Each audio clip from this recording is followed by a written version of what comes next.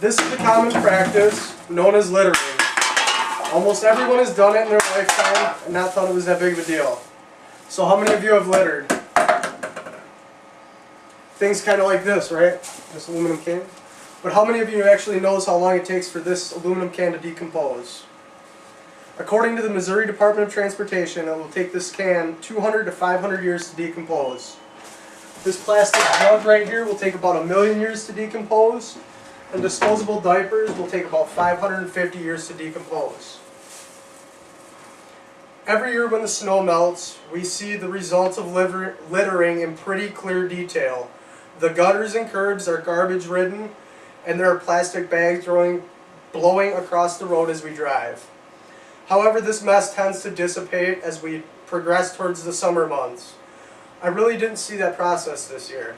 I noticed that there were still bags blowing in July, August, and still even here in December.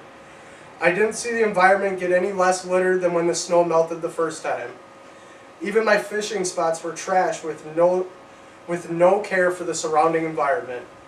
So this makes me wonder why people would litter and pollute the communities and surrounding environments and the surrounding nature.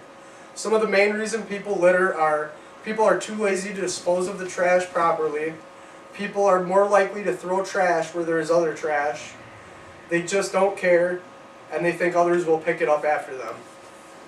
So how can we clean up our environment, get people to care, and think before they throw? We can start by reducing common litter.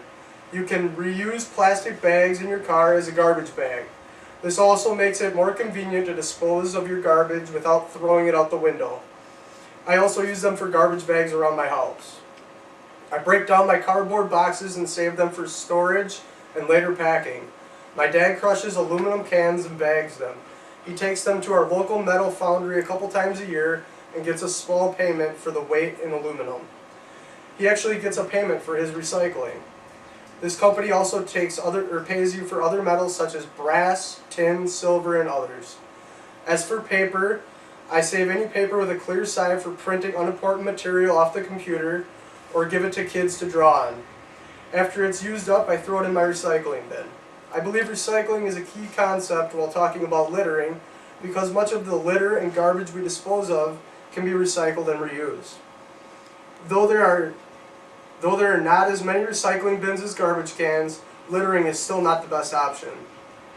Think of a world where our communities and streets are always clean, where our nature and waterways are cleared of pollution, and what if we could use our litter for energy? We can have all of these things, and you are the solution. You make a little difference through your actions and a huge difference by the example you're setting for others. Some actions have already been listed in the speech, like the plastic bag for garbage, but you can also pick up some of the litter you see around you, even if it's not yours, and don't assume that someone else will pick it up. Make and use homemade rags in place of paper towels or napkins. You can also go online. There's numerous websites you can go to find other ways to recycle and avoid littering. And most of all, think before you throw.